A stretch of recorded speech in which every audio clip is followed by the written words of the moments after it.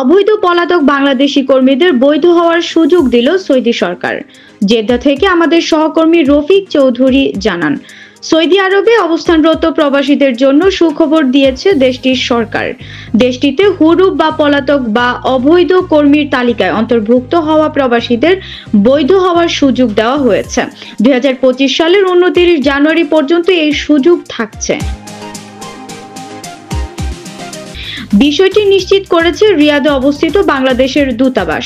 Saudi আরবের নানা কারণে কফিল বা স্পন্সর থেকে বিচ্ছিন্ন হয়ে যারা হুরুপ বা পলাতক কর্মীর তালিকায় অন্তর্ভুক্ত হয়েছেন তাদের জন্য এসেছে বৈধ হওয়ার সুবর্ণ সুযোগ। রিয়াদে বাংলাদেশ দূতাবাসের লিগ্যাল অ্যাসিস্ট্যান্ট মামুনুর রশিদ জানিয়েছেন, 2024 সালের নভেম্বর পর্যন্ত যেসব প্রবাসী এই পরিস্থিতিতে রয়েছেন তারা আগামী বছরের জানুয়ারির 29 তারিখের মধ্যে বৈধ হতে পারবেন।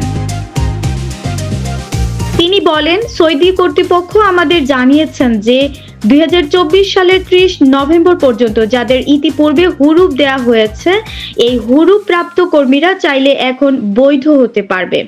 এর জন্য সুযোগ দেওয়া হয়েছে 1 নভেম্বর থেকে আগামী 29 জানুয়ারি পর্যন্ত।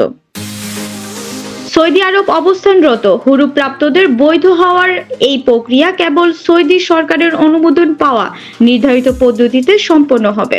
তবে এর জন্য প্রবাসীদের নির্ধারিত কাগজপত্র এবং প্রাসঙ্গিক তথ্য জমা দিতে হবে। এই বিষয়ে দূতাবাস থেকে আরো জানানো হয়, প্রবাসী বাংলাদেশিদের সাহায্যের জন্য বিভিন্ন তথ্য সেবা চালু রাখা হয়েছে। প্রবাসীরা দূতাবাসে যোগাযোগ করে প্রয়োজনীয় পরামর্শ ও দিক নির্দেশনা দিতে পারবে। সকল প্রবাসীদের এই সুযোগ কাজে লাগানোর আহ্বান জানিয়েছে বাংলাদেশ দূতাবাস। যারা এখনো বৈধ হওয়ার চেষ্টা করেননি তাদেরকেও দ্রুত এই সুযোগ গ্রহণের পরামর্শ দেওয়া হয়েছে।